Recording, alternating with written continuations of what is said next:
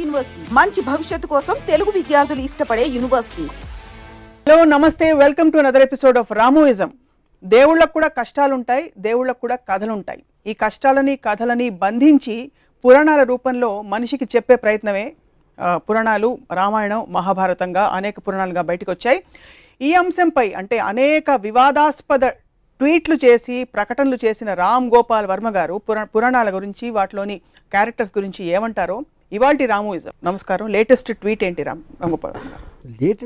Latest tweet on Ramayanam Mahabharatam కాన్సెప్ట్లో వినాయక చవితి వచ్చినప్పుడు నేను ఒక సిరీస్ ఆఫ్ ట్వీట్ చేశాను. నేను ఐసిస్, అల్ ఖైదా లాంటి ఒక విపరీత టెర్రరిస్ట్ ఆర్గనైజేషన్లు చేసే ఘోరాల తర్వాత అంతకు మించిన ఘోరం నేను విన్నది, ఒక తండ్రి తన ఇంట్లోకి రానియట్లేదని ఒక కొడుకు తల నరికేశాడు అని నేను పెట్టిన ట్వీట్. ఒకవేళ తన కొడుకు తల నరికి తర్వాత ఏంటి విషయం తెలిసి తన కొడుకే అని తనకి తెలిసి దారేపో ఏనుగు తల నరికేసి ఏనుగు తల పెట్టేశాడు. ఏనుగు తల పెట్టి మనిషి మీద పెట్టే శక్తి ఉన్నప్పుడు తన కొడుకు తలే పెట్టచ్చు కదా, మళ్ళీ ఏనుగు తల ఎందుకు అనేది ఒక ట్వీట్ పెట్టాను. నాకు గణపతి కథ అలా చెప్పారు. ఫస్ట్ శివుడు అనే దేవుడికి తన కొడుకు తనే తెలియదా ఒకటి, అది పక్కన పెడదాం. ఒక చిన్న పిల్లడు లోపలికి రావద్దు అన్నాడు, తను అటాక్ కూడా చేయలేదు. నన్ను రావద్దు అంటావు రా అని తల నరికేస్తే నాకు తెలిసి తాలిబాన్ కూడా చేయలేదు, కానీ మన దేవుడు చేశారు. దాని తర్వాత ఏనుగుని చంపితే ఇప్పుడు WWF అంత గోల్ చేస్తారు, మేము సినిమాలో కుక్కను పెడితే సెన్సార్ వాళ్ళు కుక్కర్ని ఏమన్నా చేశారా అని అడుగుతారు. ఏమి అన్నం పోయిన తెలియదు ఏనుగుని చంపేసి దాని తలను పెట్టారు. ఆ తల ఎందుకు పెట్టలేదు అదో క్వశ్చన్. దాని మీద బాంబేలో ఒక శివసేన ఇలాంటి ఎంఎస్ గ్రూప్ వాళ్ళు ఇలాంటి ట్వీట్లు పెడతాంటే గణపతి అంటే చాలా పెద్ద బాంబేలో. అంటే దాంట్లో ఒక లీడరు ఇప్పుడు మనం గొడవ చేస్తే దీని గురించి దాంట్లో లాజిక్ అంతా బయటికి అవుతారో తనకే పబ్లిసిటీ వస్తుంది, వదిలేయండి అని చెప్పాడు. సో నా పాయింట్ ఏంటంటే అది ఇప్పుడు మనం బ్లైండ్గా ఫాలో అవ్వటానికి ఒక దేవుడికి ఉన్న క్వాలిటీస్, ఆ దేవుడికి ఉన్న ఆ పర్టిక్యులర్ పురాణ పురుషుడికి ఉన్న క్వాలిటీస్ అనేది మనకు చాలా ఇంపార్టెంట్ స్టడీ చేయడం. నేను బ్లాటెంట్గా ఇలాంటి ఆస్పెక్ట్స్ ఉన్నప్పుడు దాన్ని క్వశ్చన్ చేయకుండా కేవలం దేవుడు చేశాడు కాబట్టి వదిలేసాం, తాలిబాన్ చేస్తే అల్ ఖైదా చేస్తే వాళ్ళని రాక్షసులు అంటాం. ఇది ఒక ఎగ్జాంపుల్. రెండో ఎగ్జాంపుల్, రాముడు వనవాసానికి వెళ్ళిపోయాడు, సీతమ్మ లక్ష్మణుడు ముగ్గురు వెళ్ళిపోయారు. 14 సంవత్సరాలకి సరిపడా వాళ్ళకి బట్టలు ఆభరణాలు ఇచ్చారు. అవి ఎవరు మోసారని ఒక ట్వీట్ పెట్టాను. రాముడు మోసాడు, సీత మోయదు అంటే లక్ష్మణుడు మోసాడా? ఒకవేళ ఇవ్వకపోతే అవే బట్టలతో 14 సంవత్సరాలు ఉన్నారా? లేకపోతే అడవిలో వేరే బట్టలు ఎక్కడ కొనుక్కున్నారు? లేకపోతే ఆకులను కట్టుకున్నారు? ఇలాంటివి ట్వీట్ చేశారు. అదేంటి నాకు కించపరచడం కాదు, దాని గురించి జోక్ చేయడం కాదు. ఇలాంటి ఫండమెంటల్ ఎలిమెంట్స్ గురించి నేను సినిమా తీస్తే 1,00,000 రకాల రివ్యూలు రాస్తారు. రామాయణ మహాభారతంలో నేను తీసే అతి చెత్త సినిమాలు కానీ ఎక్కువ లొసుగులు ఉన్నాయని నా ఫీలింగ్.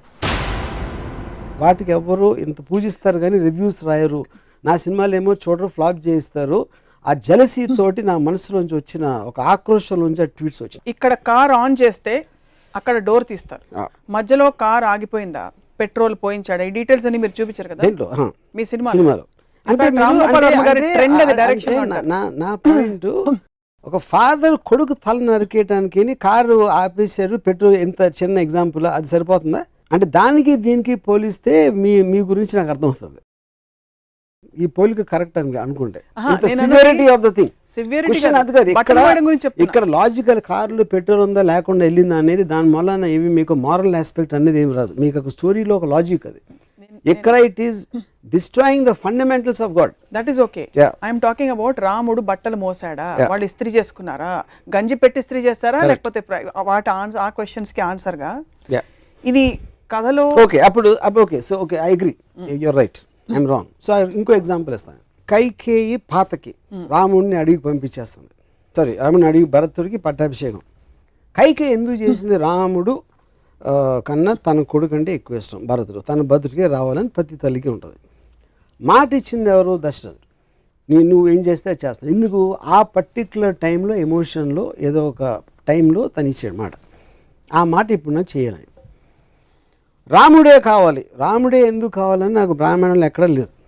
ప్రజలకి ఏం చేస్తే రాముడే కావాలన్నాడు నాకు ఇంతవరకు అర్థం కాలేదు. ఓకే, రాముడు మంచోడు, take it for granted. Author Valmiki చెప్పాడు కాబట్టి నేను తీసుకుంటున్నాను.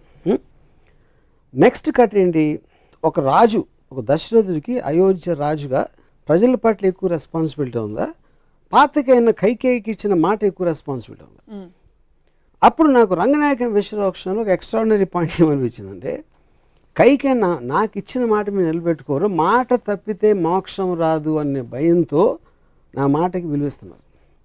మోక్షం రాకపోతే స్వర్గప్రాప్తి రాదు, స్వర్గప్రాప్తి రాకపోతే రంభ ఉరుసులు దొరకరు. అది మెయిన్ పాయింట్ అక్కడ. ఒకవేళ తన పర్సనల్ హ్యాపీనెస్ మోక్షం రావాలి, స్వర్గం అలా నాది వచ్చేస్తే అయోధ్య ఏమైపోయినా నాకు పర్లేదంటే, అప్పుడు మనకు ఉన్న పొలిటికల్ లీడర్స్ స్విస్ బ్యాంక్లో నా డబ్బు ఉంటే చాలు, దేశం ఏమైపోయినా పర్లేదంటే దానికి దీనికి ఏంటి అసలు difference? Absolute no difference. So ఇది మోర్ రిలవెంట్ పాయింట్. ఇందాక ఇచ్చిన బట్టల పాయింట్ పక్కన పెట్టి ఈ పాయింట్ పెడుతున్నాయి ఇప్పుడు.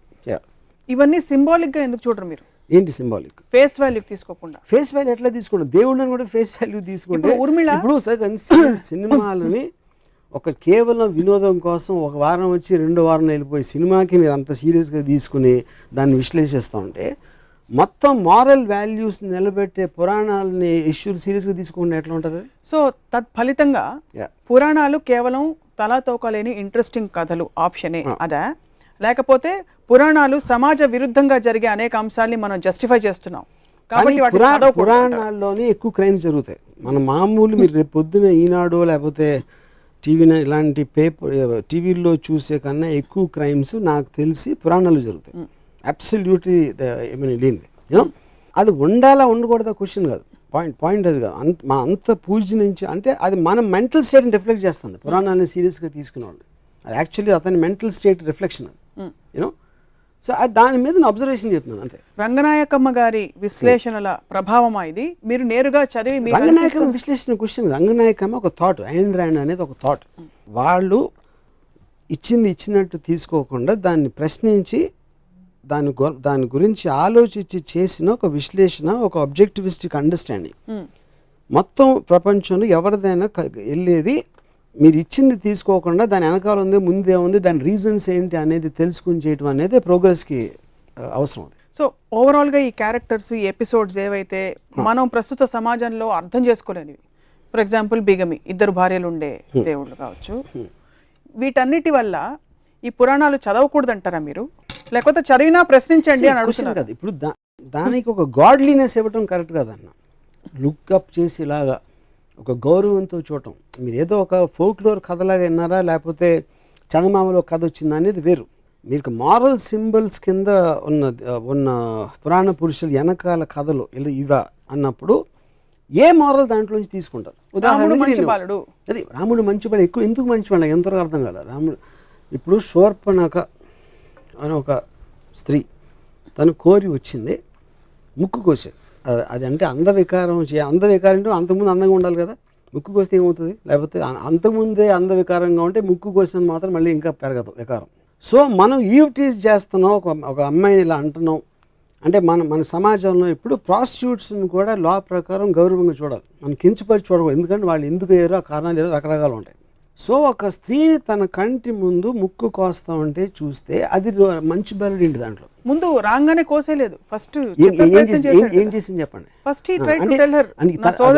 వెళ్ళమన్నాడు. ఇప్పుడు ఒక అమ్మాయి వచ్చిందండి నా దగ్గరికి, నేను కలవనన్నాను, మళ్ళీ వచ్చింది కలంటే ముక్కు కోసేస్తే ఊరుకుంటారా?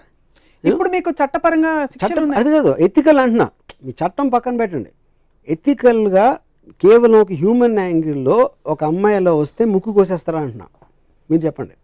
నేను కోయను, ఎవ్వరూ కోయరు. మీరు రాముడు తప్ప నాకు తెలిసి రాముడు ఆర్డర్ మీద లక్ష్మణుడు తప్పితే ఎవ్వరూ కోయరు.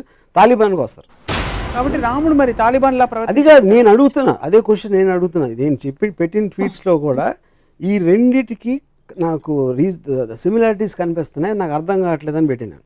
పురాణం గురించి మాట్లాడుతున్నాం కాబట్టి నా మోస్ట్ స్ట్రాంగెస్ట్ అబ్జర్వేషన్ నేను ఒక 5 minutes చెప్తున్నాను. తిరుపతిలో బాలాజీ ఎట్లా వచ్చాడు? అసలు బాలాజీ అనే దేవుడు పూజ చేస్తున్నారు. ఎవరు ఒక ఋషులు 14,000 సంవత్సరాల నుంచి పూజ చేస్తూ ఉంటే బ్రహ్మదేవుడికి పవర్ ఎక్కువైపోతుందని నారద మహర్షిని దాన్ని బ్రేక్ చేయడానికి పంపించాడు. నారద మహర్షి వచ్చి యాగఫలం ఎవరికి ఇస్తారు అంటే వాళ్ళు ఆలోచనలో పడ్డారు. అంటే 14,000 ఏళ్ళ నుంచి తపస్సు చేస్తా యాగఫలం ఎవరికి వాళ్ళు ఆలోచించలేదు. సో అది పక్కన పెడదాం. సరే కనుక్కోవడానికి ఎవరు బ్రహ్మ విష్ణు మహేశ్వర్లో ఎవరు దీనికి అర్హులు అని భృగు మహర్షిని పంపించారు. భృగు మహర్షి ఫస్ట్ బ్రహ్మ దగ్గరికి వెళ్తే బ్రహ్మ సరస్వతి వేణు వాయిస్తున్నారు ఏదో అవుతుంది అక్కడ బిజీ అని పంపించారు. అక్కడి నుంచి కట్ చేస్తే శివుడు వస్తే శివుడు పార్వతి బిజీగా ఉన్నారు, అవి డాన్స్ చేస్తున్నారు ఏదో అని అక్కడి నుంచి పంపించారు. నెక్స్ట్ విష్ణువు దగ్గర అక్కడ అదే పరిస్థితి. అప్పటికి భృగుకి కోపం వచ్చి లోపలికి వెళ్ళి హంస అదే సర్పతల్పం ఏదో ఆ తల్పం మీద తన్ని వెళ్ళిపోతా ఉంటే విష్ణువు వచ్చి కాళ్ళ మీద పడి కాళ్ళు పట్టుకుని ఆ కోపానికి కారణమైన ఒక కన్ను ఏదో ఉంది అరికాళ్ళు ఉంటే దాన్ని నలిపేశాడు. తన్నిలోని వెళ్ళి కాళ్ళు పట్టుకోవడానికి కోపంతో లక్ష్మి వెళ్ళిపోయింది. స్వర్గం బోసిపోయేసరికి వచ్చి విష్ణువుని ప్రాధేయపడ్డాడు. ఏంటి లక్ష్మి లేకపోతే స్వర్గంలో ఇది లేదు అది లేదు అని. అప్పుడు ఈయన ఎతకడానికి వెళ్ళాడు. విష్ణు వెళ్ళి ఎతికి ఎక్కడ దొరకలేదు. అలిసిపోయి ఒక చోట పడుకుంటే పైన ఒక పాముల పొట్ట ఏదో కట్టేసి చేమలు కుట్టేసి. అప్పుడు ఆ టైంలో అక్కడ విదురుడు రాక్షసుడి పేరు మర్చిపోయిన వాడేవారు. ద పాయింట్ ఈజ్ ఒక ఆవులు కాపరి ఒక ఆవు వెళ్ళి ఆ పర్టికులర్ పాముల పొట్టలో పాలేస్తాం. సో సాయంత్రం పూట ఇంటికి వచ్చేసరికి ఒక్క ఆవు పాలు ఇవ్వట్లేదని ఆకాశరాజు భార్య రాణి ఏంటి ఆవు పాలు ఇవ్వట్లేదు అని ఎంక్వైరీ పెట్టి ఆడిని పిలిచి అడిగితే నెక్స్ట్ డే ఆడ ఆవు మీద కన్నేసి ఉంచితే ఆవు వెళ్ళి పాలు పెట్టని చూశాడు. ఆవును కొట్టడానికి వస్తే ఆవును రక్షించడానికి విష్ణువు బయటకు వస్తే తన తల మీద తగిలింది దెబ్బ, ఆ కర్ర దెబ్బ. అవును. ఆ రక్తం చూసి పారిపోయి ఆకాశరాజు చెప్పాడు. ఆకాశరాజు వచ్చి ఏంటంటే ఆకాశరాజుని చూడగానే నువ్వు 7 జన్మలు పిశాచం అయిపోతామని శాపం ఇచ్చాడు విష్ణు. అదేంటి నేనేం చేశాను ఇప్పుడు చూడటానికి వచ్చి నాకు శాపం ఏంటి అంటే నువ్వు చెప్పింది కరెక్టే కానీ ఆ శాపం వెనక్కి తీసుకోలేను, అందుకని 7 జన్మలు పిశాచిగా మళ్ళీ తర్వాత దేవత అయిపోతామని ఒక అమెండ్మెంట్ ఇచ్చాడు విష్ణు. అక్కడి నుంచి వెళ్తా ఉంటే ఒక చోట ఒక అమ్మాయి కలిసి అమ్మాయి పద్మావతి తనతో ప్రేమలో పడి ఫాదర్ డబ్బులు అడిగితే డబ్బులు లేవు కనుక కుబేరుడి నుంచి అప్పు తీసుకుని పెళ్ళి కూర్చుంటే ఇది విషయం నాదురుకు తెలిసి ఎక్కడో తప్పు చేసుకుని లక్ష్మి దగ్గరికి వెళ్ళి మీ ఆయన మళ్ళీ పెళ్లి చేసుకుంటున్నాడని చెప్తే లక్ష్మిని తీసుకొచ్చేసి లక్ష్మిని చూసి గిల్ట్ తోటి విష్ణు రాయిపోయి ఆ దుఃఖంతో పద్మావతి రాయిపోయి తను కూడా ఫీల్ తను రాయిపోయింది. ఇది బాలాజీ స్టోరీ. ఇది నేను చెప్పట్లేదు, బాలాజీ టెంపుల్లో కొని చదువుకున్న పుస్తకంలో ఉన్న స్టోరీ. ఓకే, ఇప్పుడు నా పాయింట్ ఏంటంటే ఒకటి విష్ణు వెళ్ళి కాలు పట్టుకున్నాడు ఏదో చదపటానికి, అది లక్ష్మికి ఎందుకు చెప్పకూడదు అసలు? అందులో ఏంటి సీక్రెట్గా దాయాల్సిన అవసరం ఉంది. సో వెళ్ళిపోయింది. ఈయన ఎప్పుడు ఈ నెల ఇమీడియట్గా భార్య వెళ్ళిపోయిందంటే రూమ్ నుంచి బయటకు వెళ్ళిందా అక్కడి నుంచి దూకేసిందా ఏంటి నాకు ఎగ్జిట్ అది నాకు అర్థం కాదు. ఓకే, వీళ్ళు వచ్చి స్వర్గం అంతా బోసిపోయింది లక్ష్మీదేవిని తీసుకురావాలనే ఎంక్వైరీ అని రిక్వెస్ట్ మీద తను వెళ్తున్నాడు కానీ తనలోంచి వచ్చింది కాదు. ఒకటి వచ్చి మొత్తం అంతా ఎత్తికాడు కనపడక పడుకున్నాడు. నారదుడికి మాత్రం ఒక నిమిషంలో తెలిసింది ఎక్కడ ఉన్నాడు అని. మన పాత సినిమాలు 70s సినిమాల్లో ఉంటాయి ఇలాంటి స్టోరీస్ అని. సో ఇందులో ఏ విధంగా కూడా తను చేసిందంటూ ఆకాశరాజు అడిగిన దానికి ఆకాశరాజు వస్తే 7 జన్మల శాపం అవటం ఏంటి అసలు మీనింగ్ ఏంటది? అక్కడి నుంచి పద్మావతి అంటే ఉన్న భార్య తప్పిపోయింది లేకపోతే కనపడలేదు అలాంటి ఎలిమెంట్లో వెళ్ళి పద్మావతితో లవ్లో పడి కట్నం కోసం డబ్బులు అడిగి మనమే అంటే అలాంటి స్టోరీ అంత పూజించదగిన దేవుడికి ప్రపంచంలో ఎక్కడైనా ఉంటుందని నాకు డౌట్, ఎక్కడ తప్ప యూనో. సో నేనేమంటున్నాను, ఒక రోల్ మోడల్ గాంధీ గారు ఇలా చేశారు. ఆయన మొత్తం ఇంట్లో అంతా వదిలేసి ఆయన పూర్ పీపుల్కి లేదు కాబట్టి ఆయన ఒక ధోతి ఏదో కట్టుకుని పైన ఏమీ లేకుండా ఆయన చేశారు. ఇంకో ఫలానా లీడర్ ఏదో చేశాడు, ఇంకోటి ఎవరు ఏదో చేశారు. ఇలా రోల్ మోడల్స్ అనేవి వాళ్ళు చేసినట్టు మనం చేయాలి, మనం కూడా అంత ఎత్తుకు ఎదగడానికి ట్రై చేయాలి అనేది రోల్ మోడల్. అది పురాణ పురుషుడు అవ్వచ్చు, లేకపోతే పొలిటికల్ లీడర్ అవ్వచ్చు, లేకపోతే ఒక ప్రజానాయకుడు వాటెవర్ రిబెల్ లీడర్ అవ్వచ్చు. ఏ మాత్రం అసలు రోల్ మోడల్గా సృష్టించడానికి అనేది లేని వాళ్ళని నేను ఇక్కడే చూశాను. ఇది కేవలం హిందూ పురాణాలేనా అన్ని మతాల పురాణాలు? నాకు తెలిసిన పురాణాలు హిందూ తప్పితే నేను ఎక్కడ చూడలేదు. సో రామాయణం మహాభారతం రెండిట్లో మీ దృష్టిలో ఏది ఎక్కువ అబ్జెక్షనబుల్ అంటారు లేక ఎక్కువ కాన్ఫ్లిక్ట్? నాకు మహాభారతం అనేది నన్ను పూజించమని నాకు ఎప్పుడు చెప్పలే. Ramayanam is different. రామాయణం అనేది ఒక దేవుడు, రామాయణం బాలాజీ గణపతి అది డిఫరెంట్. మహాభారతం అనేది ఒక కథలాగా వచ్చింది. కౌరవులు పాండవులు కజిన్స్ వాళ్ళు పొలిటికల్ ఆస్పెక్ట్స్ వాళ్ళు కొట్టుకుంటున్నారు. ఒక శ్రీకృష్ణుడు అనే క్యారెక్టరు ఇంకో పాల నుంచి ఇక్కడికి వచ్చాడు కాబట్టి ఒక దైవత్వం అనేదానికి ఒక చిన్న ఎలిమెంట్ ఉంది. Otherwise it's normal story. నాకు అది భగవద్గీత అవన్నీ కూడా కాదు. భగవద్గీత మీకు కనిపించదు అందులో? భగవద్గీత ఉంది కానీ పాయింట్ ఈజ్ భగవద్గీత అనేది నేను అసలు చదవలేదు. మహాభారతం మొత్తం మిగతా అంతటితో చూస్తే అది ఒకటే non interesting so me part. Disappointment I know what Bhagavad Gita is about. Me disappointment అంతా ఇంత పెద్ద పెద్ద దేవుళ్ళకి పురాణ పురుషులు అనేది రోల్ మోడల్స్, వాళ్ళకి ఆ క్వాలిటీస్ ఉన్నాయా లేదా అని నా క్వశ్చన్. ఎలాంటి క్వాలిటీస్ ఉండాలి ఇప్పుడు చెప్పాను కదా, అంటే మీరు చెప్పినవి ఇవన్నీ అంటే వాళ్ళకి they should be superior human beings, that is what the whole వాళ్ళు పాయింట్. మనిషిలా ప్రవర్తించకూడదు, రివెంజ్ ఉండకూడదు, కోపం అది కదండి, మీరు పూజించి ఫోటో పెట్టుకునేది ఎవరు అంటే ఏ పాటి టైంలో గాంధీ గారు చెప్తున్నాను. గాంధీ గారు నేను 100 చెప్తాను ఇప్పుడే కూర్చుని, ఆయన ఏమేమి చేశారు, ఎంత మహానుభావుడు అని. I can't say the same. Balaji గురించి నేను చెప్పలేను, గణపతి గురించి చెప్పలేను, రాముడి గురించి చెప్పలేను. ఇప్పుడు మీరు ఇంత వివాదాస్పద వ్యాఖ్యలు ఖచ్చితంగా కాంట్రవర్షియల్ స్టేట్మెంట్స్ అని మీరు చెప్తున్నవి, ఎవరి సెంటిమెంట్స్ హర్ట్ అవుతాయని అనుకోరా? హర్ట్ అవుట్ అండి, ఎక్స్ప్రెషన్ చెప్తాను. నేను అడిగిన ఒక లాజికల్ క్వశ్చన్, అది చాలా లాజికల్ క్వశ్చన్ నేను అడుగుతున్నాను, దానికి answer I also want to hear. I'm very curious to hear. నమ్మే భక్తులకి డీటెయిల్స్ అనే అవసరం లేదు, వాళ్ళకి అవసరం లేదు, వాళ్ళు చేయకూడదు నేను చెప్పట్లా. నేను ఒక స్వతంత్ర పౌరుడుగా నాలోంచి వచ్చిన ఒక డౌట్ని ఎక్స్ప్రెస్ చేస్తున్నాను అంతే. ఇప్పుడు ఎలా అయితే మీరు డౌట్లు ఎక్స్ప్రెస్ చేస్తున్నారో స్వతంత్ర పౌరుడిగా, ఆబ్జెక్టివ్ సోషియో సైంటిస్ట్గా, పురాణాల్లో ఉండే మంచి విషయాలు ఏమైనా తెలుసుకున్నారా? అంటే is there anything that inspires you in the Puranas, any character? నేను చదివినంత నాకు ఎక్కడ కనపడలేదు. ఎక్కడ అంటే ఏంటి, బాగుండాలి, అందరినీ బాగా చూసుకోవాలి, భార్యని సతీమణి అని చూసుకోవాలి, భార్య ఏంటి లేకపోతే తమ్ముడు అన్నయ్యను కొలవాలి, అలాంటి ఏమంటుందని ఏబిసిడీలు చిన్నప్పుడు హ్యాండ్ రైటింగ్ బుక్స్లో ఉండే అడ్వైజులు అయ్యే అనుకుంటే ఓకే, అవేవి మిమ్మల్ని కానీ అవి ఉన్నాయి. కానీ ఏదైతే ప్రిన్సిపల్ క్యారెక్టర్స్ పురాణంలో వాళ్ళు ఎవ్వరు దాన్ని పాటించరు. మనకి చెప్పే నీతులు పురాణ పురుషుల్లో అత్యంత పెద్దవాళ్ళని మనం అనుకుని ఎవ్వరూ అవి పాటించరు. ఇప్పుడే మీకు ఎగ్జాంపుల్స్ చెప్పాను. పురాణ పురుషుల్లో ఉదాహరణకి పురాణాల్లో ఇంటెన్షన్, ఒరిజినల్ ఇంటెన్షన్, రాముడు లాంటి ఒక మహోన్నతమైన మానవ రూపంలో ఉండే దేవుడు ఇంకో పరస్త్రీకి వేసి కన్నెత్తి చూడు, అందుకే రాముడు అంతటి నిజాయితీ ఉండే వ్యక్తి, అంటే కమిట్మెంట్ ఉండే వ్యక్తి అని చెప్తారు. అలాగే సీతమ్మ వారు ఆవిడ వెళ్ళి అశోకవనంలో కూర్చున్న సమయంలో రావణాసురుడు అంతటి ఘోరమైన రాక్షసుడు కూడా, 10 తలకాయల రాక్షసుడు కూడా పరస్త్రీ కదా అని అడ్వాంటేజ్ తీసుకోలేదు. ఆవిడ అశోకవనంలో అక్కడ పెట్టాడు కానీ ఆవిడని.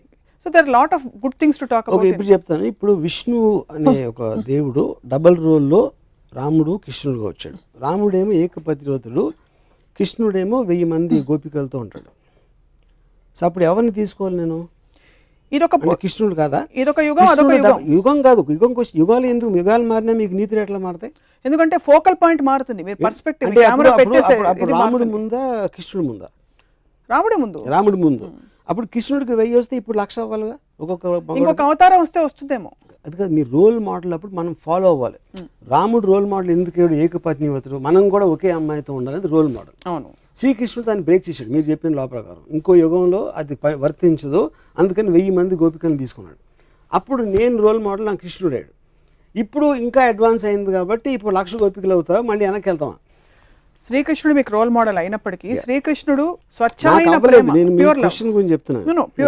Pure love, it is an embodiment of pure love. శ్రీకృష్ణుడి గురించి మనకి తెలిసింది, he was an embodiment of pure love. నెమలి పింఛం అనేది ఎందుకు పెట్టుకుంటారంటే it is an embodiment of pure love, which is but he can share that love with 1,000 girls. అది point. 1,000 girls which is not sexual in connotation necessarily. అంటే అందరిని పూజిస్తాడా కూర్చుని?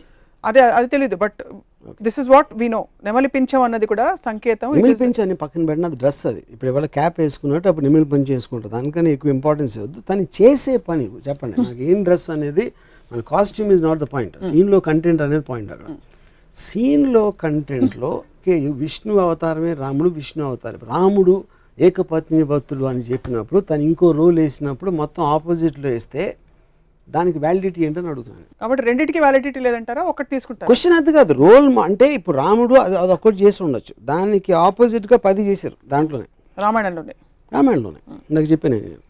అన్ని మతాల దేవుళ్ళని లేక పురాణాలని మీరు ఎప్పుడు స్టడీ చేయాలన్న ఉత్సుకత మీకు కలగలేదు? స్టడీ చేయడం మామూలుగా, ఇప్పుడు నేనే ఎక్స్పర్ట్ని కాదు పురాణాల్లోని, లేకపోతే బుక్స్ రాసేసి మన కల్పవృక్షం విశ్వనాథ సత్యనారాయణ గారు, I'm not an expert on that. నేను ఒక మామూలు జనంలాగా నాకు తెలిసిన, అంటే నాకు బాలాజీ టెంపుల్లో నుంచిన వాళ్ళు కన్నా నాకు ఎక్కువ తెలుసు, గణపతి టెంపుల్, సిద్ధి వినాయక్ ఇక్కడికి వెళ్ళిన వాళ్ళు నాకన్నా ఎక్కువ తెలుసు, రెగ్యులర్గా టెంపుల్కి వెళ్ళే వాళ్ళు కన్నా నాకు ఎక్కువ నాలెడ్జ్ డెఫినెట్గా. నేను ఎక్స్పర్ట్ అవ్వకపోవచ్చు దాంట్లో. సో నేను మామూలు ఒక జనం ప్రతినిధిగా పురాణాల మీద నాకు వచ్చిన డౌట్ ఎక్స్ప్రెస్ చేస్తున్నాను అంతే. దీనివల్ల భక్తులు యాక్చువల్గా మారాలని కానీ ఎంత డీప్గా వెళ్తే మీకు అంత పోతుంది ఇంప్రెషన్. అది నేను గమనించాను. ఎక్కువ డీప్ గా అందుకే భక్తులు డీప్ గా వెళ్ళరేమో. కల్పవృక్షంలో మొత్తం డిస్క్రిప్షను సీత సెక్షువాలిటీ మీద ఉంటుంది. అది నాకు రామాయణ విశేషం చదివే వరకు తెలియదు నాకు, ఎందుకంటే నేను అలాంటి లాంగ్వేజ్ నేను చదవను కాబట్టి. ఇలాంటి కాళ్ళు గల సీత, అలా సీతని తను చూసాడంటే అది శృంగారం అనొచ్చు, మీరు ఏదైనా ఆస్పెక్ట్ అవ్వచ్చు, కానీ అది మనం నార్మల్ ఆస్పెక్ట్లో రామాయణాన్ని ఎప్పుడు అలా చూడం. కానీ అది రాసింది విశ్వనాథ సత్యనారాయణ గారు, వాట్ ఎవర్, ఐ మీన్ అది ఎలిమెంట్. అది రాయకూడదని నేను ఆర్గ్యూ చేయట్లేదు. వాట్ ఈజ్ మనకి ఇది వస్తుంది, ఇలాంటిది మనం ఇలా చూడకూడదు అనేది ఇష్యూని మనం పక్కన పెట్టేసి మిగతాదంతా మాట్లాడతాం. సో అప్పుడు మనం ఏంటి క్యారెక్టర్, రాముడు మహా గొప్ప రాజు, అయోధ్య ప్రజలంతా పూజించేవాడు, ఏకపత్ని వ్రతుడు, ఇది అది అని క్వాలిటీస్ అన్ని. ఆ క్వాలిటీస్తో ఉన్న వేరే వైపు మీరు యాక్చువల్గా రామాయణ ఇన్సిడెంట్లు చూస్తే దానికి దీనికి సంబంధమే ఉంటుంది. మామూలుగా చాలా జూమ్ అవుట్ మోడ్లో ఉండే రామ్ గోపాల్ వర్మ గారు ఈ పురాణాల వరకు మాత్రం కొంచెం జూమ్ ఇన్ గా చూస్తున్నారా అని ఒక డౌట్ కలుగుతుంది. జూమ్ ఇన్ గా చూడాలి, ఎందుకంటే రోల్ మోడల్ కింద వచ్చినాయి పురాణ పురుషులు అంటే సినిమా కథ కాదు, లేకపోతే మ్యాగజైన్లో వచ్చే స్వాతి మ్యాగజైన్లో వచ్చే కథ కాదు. టోటల్గా మనం ఎవరిని ఫాలో అవ్వాలి, ఒక బెటర్మెంట్ ఆఫ్ ద సొసైటీ కానీ క్రియేట్ చేసిన రోల్ మోడల్స్ ఇలాంటి దేవుళ్ళు అందరూ. సో వాళ్ళు చేసే యాక్షన్స్ చాలా సునిశ్చితంగా పరిశీలి, I mean you have to observe it. You can't be objective and zoom out there. You have to be subjective and observe them very closely exactly the actions, because ఆ pattern అనేది వేరే follow అవ్వాలి లెక్క ప్రకారం. అంటే పురాణాలు నిజంగా జరిగాయి, ఇవి రియల్ అని అనడానికి కానీ, అంటే రియల్ అన్రియల్ అని మీరు ఎప్పుడు డిబేట్ చేయలేదు, బట్ సంకేతాలు చాలా ఉన్నాయి. పుష్పక విమానం ఇప్పుడు ఏరోప్లేన్ గా ట్రాన్స్లేట్ అయింది, బహుశా అక్కడి నుంచి ఐడియాస్ వచ్చాయేమో. పుష్పక విమానం ఫస్ట్ టైం మనమే ఇన్వెంట్ చేసాం. ఎందుకు చేసాం, ఎవరో రాశారు అది. అంటే అసలు ప్లేన్ అంటే ఏంటో తెలియని ఒక ప్రపంచంలో మన పురాణాల్లో పుష్పక విమానం వచ్చి మనం ఎయిర్ ఇండియా దగ్గర ఆగిపోయాం, which is suppose to be the worst aircraft in the world according to aviation industry world బ్రాడ్లో. అంటే పుష్పక విమానం అంతా జీనియస్తో స్టార్ట్ అయ్యి ఎయిర్ ఇండియా దగ్గర ఆగిపోవడానికి కారణం ఏంటి? ఎందుకంటే ఎయిర్ ఇండియా అనేది ప్రాక్టికల్ అప్లికెన్స్, పుష్పక విమానం అనేది ఒక రచయిత ఊహ, అది లేదు అప్పుడు. సో మనం ఇన్ని సంవత్సరాలు, అంటే ఇన్ని థౌజండ్స్ ఆఫ్ ఇయర్స్ ట్రెడిషన్ ఉండి, ఆ సివిలైజేషన్స్ ఉండి, అది ఉండి, మనం అసలు ఏమి ట్రెడిషను, అసలు దాని కల్చర్ హిస్టరీ లేని అమెరికా ఎంబసీ బయట మన లైన్స్ ఉంటాయి, వాళ్ళ ఇండియన్ ఎంబసీ అనక బయట అమెరికన్ లైన్స్ ఉండవు. సో అదొక్కటే ఎందుకు అమెరికాలో పుష్పక విమానానికి 100 రెట్లు, మన బ్రహ్మాస్త్రానికి 100 రెట్లు అటామిక్ బాంబ్, హైడ్రోజన్ బాంబ్స్ వాళ్ళు కనిపెట్టారు, మనం కనిపెట్టలేదు. మనం కనిపెట్టాలనుకున్న ఊహలన్నీ మన పేపర్ మీద రాతల్లో మిగిలిపోయినాయి. వాళ్ళు చేసిన తర్వాత వాళ్ళ టెక్నాలజీ అద్దెకి తెచ్చుకునో లేకపోతే బతిమాలో తీసుకొచ్చి మన ఒకటే అరా ఉన్నాయి మన దగ్గర. సో మనం కేవలం చెప్తాం, వాళ్ళు చేస్తారు, అది డిఫరెన్స్. రాముడు, కృష్ణుడు వీళ్ళెవరూ మీకు రోల్ మోడల్స్గా పురుషులుగా అలా కనిపించారు, ఉత్తమ పురుషులుగా? అంటే కృష్ణుడు బెటర్, కృష్ణుడు కొంచెం బెటర్, ఎందుకంటే చాలా మంది గోపికలు కొంచెం రియలిస్టిక్ గా ఉంది. గోపికలు అబద్ధాలు చెప్తాడు, మ్యానిపులేట్ చేస్తారు, నేను ముందు ఆయన చూసాను నేను చూడలేదు, ఇలాంటి అట్లీస్ట్ ఎంటర్టైనింగ్ ఆస్పెక్ట్ ఉంటుంది, కొంచెం మనిషికి దగ్గరగా ఉంటాడు కృష్ణుడు బెటర్ అంటారు రాముడు కంటే. బుద్ధుడి గురించి మీ అభిప్రాయం ఏంటి? మీలాగా అంటే బేసిక్గా చాలా బలమైన అభిప్రాయాలు ఉన్న వ్యక్తి, ఐ డోంట్ వాంట్ దిస్ వ్యవస్థ, ఐఎమ్ లీవింగ్ అని వెళ్ళిపోయి. ఇప్పుడు బుద్ధుడు, నా పాయింట్, ఇప్పుడు Dzire is the root cause of sorrow అనేది బేసిక్ 1 లైన్ ఫిలాసఫీ బుద్ధిజం, అంటే most important the fundamental point. అది నేను దానికి ఎగ్జాక్ట్ ఆపోజిట్. డిజైర్ అనేది లేకపోతే బతకడమే అసలు అనవసరం. మీరు బుద్ధుడు పార్షియల్ గా ఉండి జూమ్ అవుట్ చేస్తారు, జూమ్ అవుట్ చేయట్లేదు. ఎందుకు ఆయన వైఫ్ ని వెళ్ళిపోయాడు, he said I don't want this system, I don't want this attachments. నేను first time talking about philosophy. తర్వాత తను ఏం చేశాడని నాకు పెద్ద అవగాహన లేదు బుద్ధుడు అంతకుముందు ఏం చేశాడు అనేది. Dzire is the root cause of sorrow, అంటే కోరిక ఉంటే కోరిక తీరినప్పుడు మనకి సారోస్ వస్తాయి, కోరిక వదిలే అని చెప్పాడు. కోరిక లేకపోతే బతకటమే అనవసరం అనేది నా philosophy. So I am the exact opposite of Buddha. Yeah. But he had a major contribution bringing in peace, message of peace. అవ్వన్నీ మీకు కనిపించవా? I really don't know about that. So ఇప్పుడు మీరు ఈ సమకాలీన పరిస్థితుల్లో ఒక అవతార పురుషుడు, పురాణ పురుషుడు మీరు సినిమా తీయమంటే ఎవరు మీరు తీస్తారు? శకుని. I think కృష్ణుడు I think is far better example. ఎందుకంటే ఎలిమెంట్స్ ఆఫ్ శకుని ఉన్నాయి కృష్ణుడు దగ్గర, కానీ కృష్ణుడు తెలియదు విలన్ ఉంది అంటే కొంచెం నాకు, అంటే ఆబ్వియస్లీ మనందరికీ కూడా కృష్ణుడు ఎన్టీఆర్ గారి నుంచి వస్తుంది కాబట్టి నాకు చాలా స్ట్రాంగ్ ఇంప్రెషన్ అండి. ఎవరు ఏమి చెప్తున్నా భీముడు కోపం వస్తూ ఉంటుంది, దుర్యోధనుడు కోపం వస్తూ ఉంటుంది, ఈయన ఒక చిన్న నవ్వుతో, అది యాక్చువల్గా దేవుడు నా దృష్టిలో. ఎందుకంటే అబ్సల్యూట్లీ ఈజ్ అన్ఎమోషనల్ అబౌట్ ఎవ్రీథింగ్. శ్రీకృష్ణుడు నేను ఎప్పుడు కోపంగా చూడలేదు. శ్రీకృష్ణుడు నరికేద్దాం చంపేద్దాం, యుద్ధంలో ఆపేసి ఒక భగవద్గీత అనే ఒక చిన్న క్లాసు అర్జునుడికి ఇవ్వడం, I like that is actual only దేవుడు నాకు తెలిసినంత అబ్జర్వేషన్. మీకు ఒకవేళ బ్రహ్మ, విష్ణు, శివుడు ముగ్గురుతో అపాయింట్మెంట్ ఉంది, కానీ మీరు ice cream 16th part shoot చేస్తూ బిజీగా ఉన్నారు కాబట్టి ఒకళ్ళకే టైం ఇవ్వగలుగుతారు, ఎవరికి ఇస్తారు? అంటే ఇప్పుడు విష్ణు ఇస్ నాకు it's a complex thing, because ఆయన ఎత్తిన అవతారాల్లో నాకు ఎవరు కరెక్ట్ అనేది నాకు తెలియదు. So I don't want take that chance.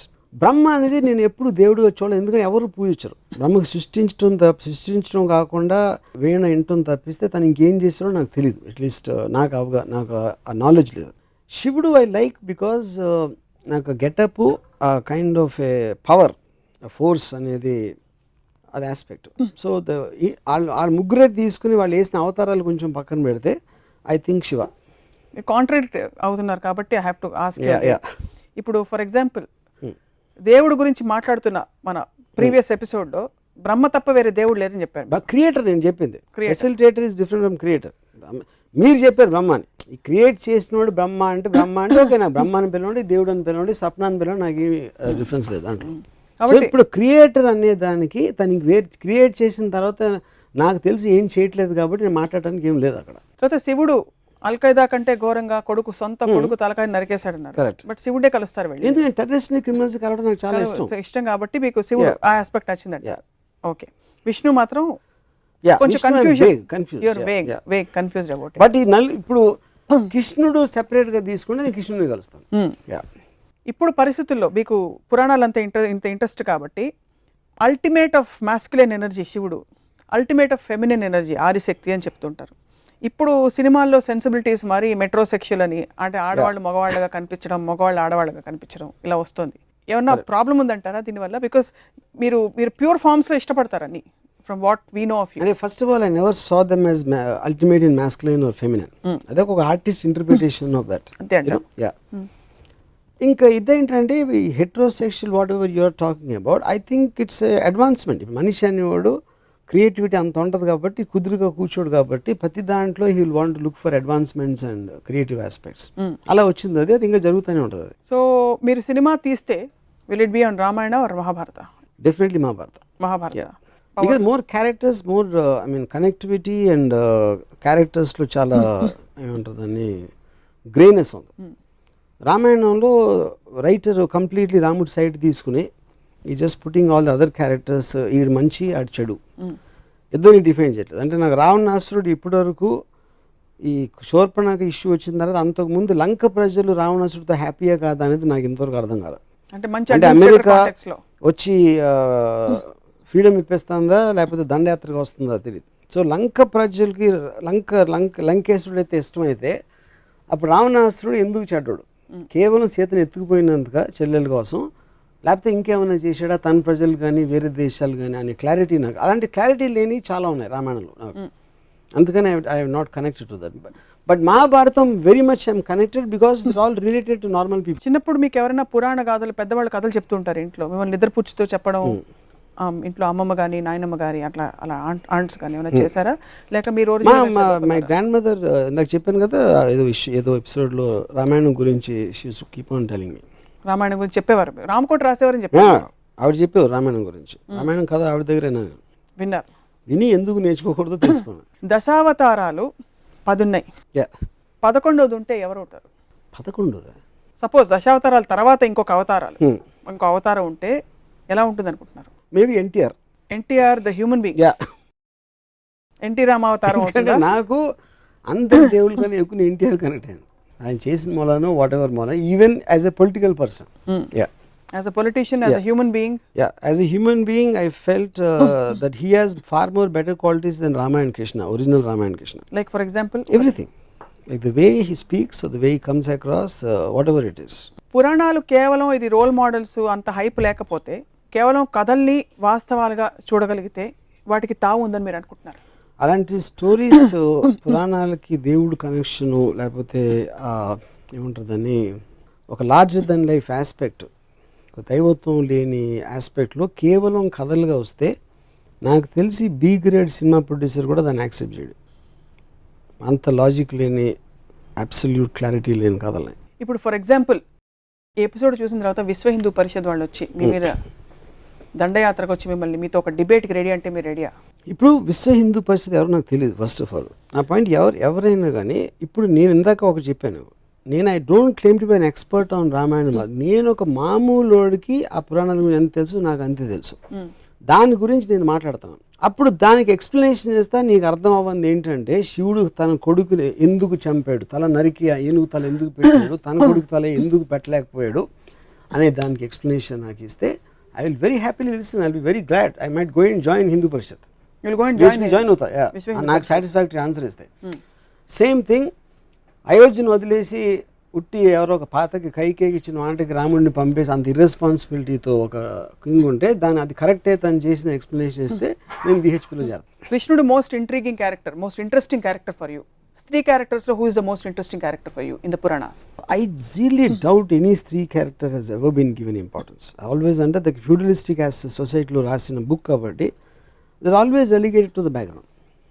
నేను ఎప్పుడు ఏ క్యారెక్టర్ కూడా అంటే మహాభారతంలో టు ఎక్స్టెంట్ జరిగి ఉండొచ్చు అది, బట్ నేను రామాయణంలో మాత్రం అసలు గుర్తుకు రిమోట్ కంట్రోల్స్ అని స్త్రీల దగ్గర ఉన్నాయి. కైకే దగ్గర ఉంది ఒక పక్క, సీతమ్మ వారి వల్లే మొత్తం అసలు రామాయణం అంటే అది ఇన్స్టిగేటర్ ఆస్పెక్ట్కి మూవ్ చేసిన దానికి ఒక మనం రోల్ మోడల్స్ గురించి మాట్లాడతాం. రోల్ మోడల్స్ అనే దగ్గర స్త్రీలు ఎప్పుడు నాకు ఎక్కడ కనపడలేదు. సీతమ్మ వారి సహనానికి ప్రతీక, భూదేవ్ అంతటి సహనం సీతమ్మ వారిది. ఎలాగా అంటే అప్పుడు ఏంటంటే దాన్ని రాసింది నేను ఏం చేసినా పడి ఉండాలి అని మగోడు ఒక స్త్రీని నొక్కి పట్టించడానికి ఒక సీతమ్మ వారి ఒక ఎగ్జాంపుల్ ఇచ్చి ట్రై చేశారు ఫ్యూడల్ కైండ్లో. I think that is what it is. So it's not relevant now. It is not relevant. It should not be relevant. What should she have? ఇప్పుడు నాకు ఒక normal average Indian housewife she behaves like Sita. I think it is slavery. It is slavery. ఏం చేస్తుంటారు ఇప్పుడు? Modern Ramayanam జరుగుతుంది, తను ఊరుకోదు ఇలా చేస్తే. ఎవరైనా ఎత్తుకుపోయారండి. ఇప్పుడు ఏ స్త్రీ అయినా వచ్చేసి అడవికి వెళ్ళిపోతే అని భార్య మీరు వెళ్ళిపోతే నేను వచ్చేస్తాను వెనకాల అంటదా? ఎందుకు మీరు అడగాలని ప్రవోక్ చేస్తుంది కదా ఎవరైనా. అంటే అప్పుడు ప్రవోక్ చేయకపోతే పతివ్రత కదా. ఏ ఇంట్లో కూడా మన కుటుంబం మనది మనం చూసుకోవాలి ఎవరైనా సరే అనేది ఒక థర్డ్ అబ్జర్వేషన్ ఇవ్వటం అనేది ఏ భార్యకైనా తన రెస్పాన్సిబిలిటీ. అంతేగాని భర్త ఎవరిదో మాట ఇనేసాడని తను వెనక నోరు మూసుకుని వెళ్ళిపోయి ఒక బొమ్మలా ఉంటే there is no personality in that person. అది మోడర్న్ ఇప్పటి రోజుల్లో వాట్ ఎవర్. కానీ అక్కడి నుంచి మనం ఇక్కడికి వచ్చాం కదా రోల్ మోడల్ అంటే. ఎందుకంటే with time and with we understood it is wrong. So in brief these characters from the Puranas are not relevant in these days and even they don't even make great stories. They were never relevant. అదేదో books లో మనం మాట్లాడి భజన చేసుకోవడానికి ఉంటుంది. Practically you cannot apply and they never applied also. ఏ స్త్రీ కూడా సీతను రోల్ మోడల్గా తీసుకోలేదు 100%. ఐఎమ్ షూర్ సీతని పూజించవచ్చు బ్లైండ్గా ఏం అర్థం చేసుకోకుండా. కానీ ఇంటికి వచ్చి సీతలా ఉండడం మాత్రం జరగదు. సీతమ్మ వారిని రాముడితో పాటు రాముడి పత్నిగా పూజిస్తారు, విడిగా ఎవరు పూజించారు. ఫస్ట్ ఆఫ్ ఆల్ మీరు అన్నది రైటే. సో ఎనీ అదర్ క్యారెక్టర్ మహాభారతంలో ఎవరు మీకు అసలు? Nothing comes to my mind. Nothing comes to your mind. So it was always a male dominated. Yeah, because it is written in feudalist times. Yeah, which is not relevant in democracy. నిజంగానే అవతార పురుషులు అంటారు, అవతార స్త్రీలను ఎందుకు అనరు? అది point. So what would you like to tell our viewers Varma garu about ఇప్పుడు ఇంత డిస్కషన్ అంటే ఇది డైరెక్ట్లీ కనెక్టెడ్ టు లైఫ్ కాదు. This is all related again to God or anything super aspect. So I don't think the answer will be very different. నా point ఏంటంటే మీకు చదివారు, మీకు ఆనందం వస్తుంది, మంచి మ్యూజిక్ పీస్ అన్నారు, దాంట్లో ఏమైనా అర్థం చేసుకోవాల్సిన అవసరం లేదు. ఆ తర్వాత రాములు వారు ఇలా వెళ్ళారు, రాములు వారు భద్రాచలం వెళ్ళారు అని వినటానికి మీకు బాగుంటే దట్ ఈస్ యువర్ కాల్. మీ ఎలాంటి మ్యూజిక్ ఇష్టం, ఎలాంటి కథ ఇష్టం అనేది మీ సెన్సిబిలిటీ, మీ ఎక్స్పోజర్, మీ ఐక్యూ లెవెల్ అలాంటి రకరకాల ఆటల మీద ఆధారపడి ఉంటుంది. కానీ పాయింట్ ఏంటంటే మీరు పూజించే ఒక గ్రంథం, మీరు పూజించే పురాణ పురుషులు అసలు నిజంగా ఆ పూజలకి అర్హుల అనేది క్వశ్చన్ చేసుకుంటాం అనేది ప్రోగ్రెషన్కి సింబల్. అది ఒకటి నేను చెప్పేది. ప్రోగ్రెషన్ అన్నారు కాబట్టి ఈ క్వశ్చన్ అడుగుతున్నాను. అప్పట్లోనే పురాణాల్లో progressive thoughts, for example homosexuality లాంటి కొన్ని బలమైన ఇప్పుడు ఇంకా వివాదాస్పదం అవుతున్న కొన్ని అంశాలు అప్పుడే ప్రస్తావించారు. అప్పుడు ప్రోగ్రెసివ్ టైమ్స్ కాదంటారు. అయితే ఇప్పుడు అది ప్రస్తావించి తర్వాత వెనక్కి ఎందుకు వచ్చామన్న, పుష్పక విమానం కట్టేసి ఎయిర్ ఇండియాకి వచ్చి అప్పుడు అది చెప్పి ఇప్పుడు కూడా సెక్షువల్ రిప్రెషన్ పెట్టి అప్పుడు అక్కడ ఏదో మనం టెలిస్కోప్ దిక్సూచి ఉంది అని చెప్పి ఇటలీ అమెరికా కనిపెట్టిన 40 సంవత్సరాలకి మన దేశానికి వచ్చి అక్కడ కనిపెట్టి అక్కడ ఎందుకు ఆపేసి, ఎందుకంటే మనం కనిపెట్టలే. ఇది అదేమీ లేదు, అది ఎవరో రాసుకున్నారు. ఆ పర్టికులర్ రాసిన అతను తనకి గే ఫీలింగ్స్ ఉంటే తను రాసేసి ఉంటాడు.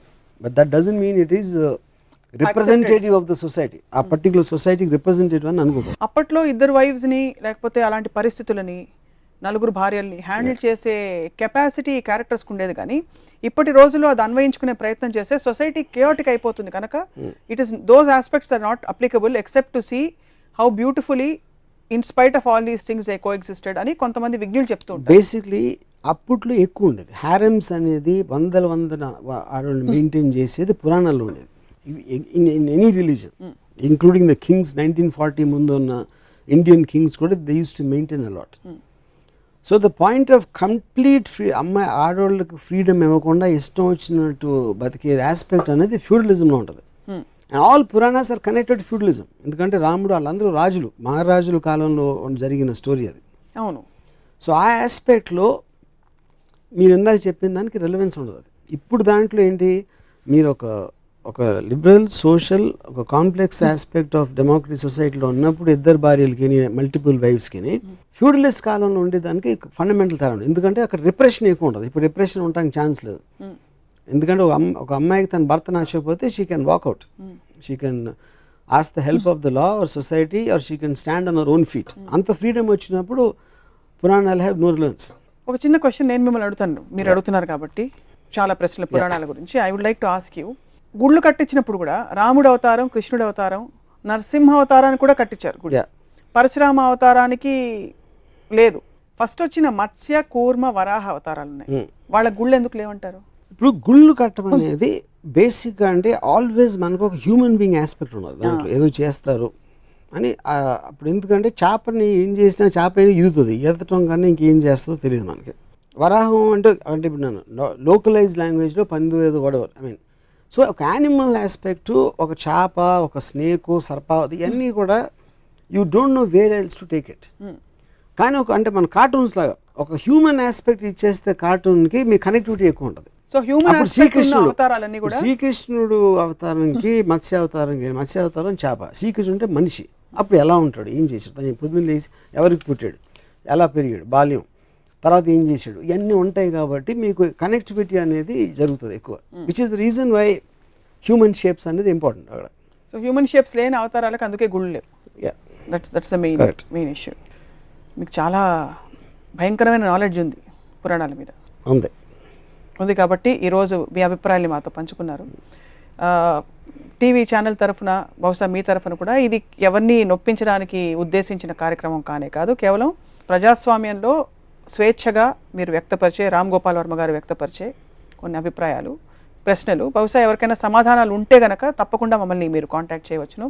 వర్మ గారికి మేము ఈ సమాధానాలు తెలియపరుస్తాం. ఏమంటారు రాము గారు? Of course I will love it. నేను మీరు చెప్పింది అదే, నేను నొప్పించడానికి నా ఇంటెన్షన్ కాదు. కానీ మీరు బిలీవ్ చేస్తుంది, మీరు ఎప్పుడన్నా ఆలోచించారా? నేను ఆలోచించిన దానికి నాకు సమాధానం లేదు. మీ దగ్గర సమాధానం ఉంటే I will be very happy to hear. And మీరు అప్పుడు వేసిన క్వశ్చన్స్కి నేను ఆన్సర్ చెప్పడానికి ఇక్కడ ఉంటాను. So closing on a positive note, ఒక అవతార పురుషుడు, ఒక ఎగ్జాంపులరీ హ్యూమన్ బీయింగ్ని మనం రోల్ మోడల్గా పెట్టుకుని ఒక సొసైటీకి ఒక గైడెన్స్ అవుతుందంటే మీరు ఎవరిని సజెస్ట్ చేస్తారు? అది ఇంపాసిబుల్, జరగదు. ఎందుకంటే ఏ మనిషి కూడా ఒక దేవుడి లెవెల్కి వెళ్ళాడు. దానికి కారణం ఏంటంటే మనిషికి జెలసీ అనేది ఇన్హెరెంట్ బై నేచర్. సో ఒక టైంలో మనం చాలా టైం అయిపోయింది కాబట్టి మనం గాంధీ గారు మహాత్ముడు అంటాం. కానీ గాంధీ గారు ఉన్న టైంలో ఆయనకు చాలా అపోజిషన్ ఉంటుంది, రకరకాల క్రిటిసిజం ఉండేది. సో ఇప్పుడు ఇవాళ రోజున సేమ్ గాంధీ క్వాలిటీస్తో ఉన్న ఒక మనిషి వస్తే, ఒకవేళ ఇవాళ మన పూజ్యని బాపూజీ అంటున్నాం, టీవీ 9లో వికట కవిలో వేస్తారు. ఫస్ట్ వికట కవిలో వచ్చిన తర్వాత ఎవ్వరూ లీడర్ అవ్వలేరు దాని తర్వాత. సో మనిషికి ఇంకొక మనిషి మీద రెస్పెక్ట్ ఉండటం అనేది జరగదు, ఇంపాసిబుల్. అది ఫేజెస్లో షార్ట్ పీరియడ్స్ జరుగుతుంది. అందుకని గురువులు అంటే అది రిలీజన్ కనెక్టెడ్. దేవుడు మనిషి కాబట్టి సస్టైన్ అవుతారు. ఎప్పటి వరకు స్కాండల్ వచ్చే వరకు. నిత్యానంద స్వామి కన్నడ భాషలు చూశాడు, లేకపోతే ఆసారాం బాబు ఎక్కడో వెళ్ళి అలాంటి ఒక హ్యూమన్ థింగ్ చేసినంత వరకు వాళ్ళ దృష్టిలో దైవం తర్వాత వాళ్ళే, లేకపోతే వాళ్ళు కూడా దేవుళ్ళే. సో దేవుడు అనేది, పురాణ పురుషుడు అనేది దానికి ఇంపార్టెంట్. ఎందుకంటే మీకు ఒక లార్జర్ దెన్ లైఫ్ ఒక రోల్ మోడల్ అవసరం.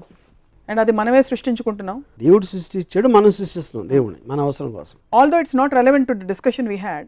పురాణాలు జరిగాయని మీరు నమ్ముతున్నారా? నేను నమ్మను. ఎందుకంటే అంత లాజిక్ లేనిది రేషనల్గా జరగడం కష్టం, ఇంపాసిబుల్ అది. ఎందుకంటే నేను వాళ్ళు రాసిన పురాణం బట్టి చెప్తున్నా. ఎన్ని సంకేతాలు ఉన్నా, శ్రీలంక బ్రిడ్జ్ కనిపించినా, ఇంకోటి కనిపించినా, శ్రీలంక బ్రిడ్జ్ మనం చెప్తున్నాం. మన ఇండియాలో ఏంటంటే ఏది కనిపించినా నాదే అని చెప్పడం. పైన రామజన్మభూమి అది ఇది అని కొట్టుకుంటున్నారు. అదే చెప్తారు, ఎవరు చెప్తున్నారు? నా పాయింట్ చెప్తున్నారు. ఇందాక చెప్పాను కదా, పశుపతిమానం కనిపెట్టాను, అక్కడ ఎక్కడికి వెళ్ళిపోయింది, వచ్చిన తర్వాత ఎందుకు వెళ్ళిపోయింది అనేది నా ప్రశ్న. So you don't even believe. మీరు త్రేతాయుగంలోనో దాపరయుగంలో ఎక్కడో పుష్పక విమానం ఒకవేళ తయారు చేసి ఉంటే అది ఉండలేదు, ఏమైపోయింది, ఆ థాట్ ఎక్కడికి వెళ్ళిపోయింది ఒకటి. పెట్రోల్ లేకుండా నడిచేది అది. కానీ ఎందుకు వెళ్ళిపోయింది, ఎక్కడికి వెళ్ళిపోయింది అది? అప్పుడు మళ్ళీ రైట్ బ్రదర్స్ 1910లో ప్లేన్ చేసిన తర్వాత మనం 1940లో అడుక్కుని ఒక చిన్న ప్లేన్ తెచ్చుకున్నాం. పుష్పక విమానం తెలివి మనకి అన్ని వేల సంవత్సరాల క్రితం ఉంటే మధ్యలో ఎక్కడికి వెళ్ళిపోయిందో తెలివి అంటున్నా. కల్కి అవతారం అయిపోయిందంటారా, ఉందంటారా, ఇంకా వెయిట్ చేస్తారా మీరేమన్నా? అంటే నేను కల్కి వచ్చే టైంకి నేను అసలు అవతాల గురించి పట్టించుకోవడం మానేశాను. So I don't have any knowledge about that. బహుశా చెప్పలేము, మన మధ్యలో ఎక్కడైనా మన మనుషుల్లో దాగి ఉన్న ఉండొచ్చు, ఉండొచ్చు. నేనే అవ్వచ్చు, మీరే అవ్వచ్చు. అవతార పురుషుడు రామ్ గోపాల్ వర్మ గారు. పురాణాలు నిజంగా అసలు క్షీరసాగర మథనంలాగా నా బ్రెయిన్ అంతా మదించబడినట్టు నేనే కాదు ప్రేక్షకులు కూడా చాలా మంది ఫీల్ అవుతూ ఉండొచ్చు. ఎందుకంటే ఆలోచించవలసిన విషయాలు చాలా ఉన్నాయి. But will come back to you with some answers. Thank you very much, I will love it. పెద్దలతో మాట్లాడి వారి సమాధానాల్ని మీ దాకా చేరవేస్తాం. వాటికి మీరు కౌంటర్ క్వశ్చన్స్ ఏమైనా ఉంటే చెప్పండి వీలైతే అతి త్వరలో. Thank you very much Varma గారు, పురాణాల గురించి మాట్లాడేందుకు. ఇది అవతార పురుషుడు రామ్ గోపాల్ వర్మ గారితో పురాణాలపై ఆయన వ్యాఖ్యానం. మరొక రసవత్తర అంశంపై ఇలాగే రామోయిజం కొనసాగుతుంది. Stay tuned.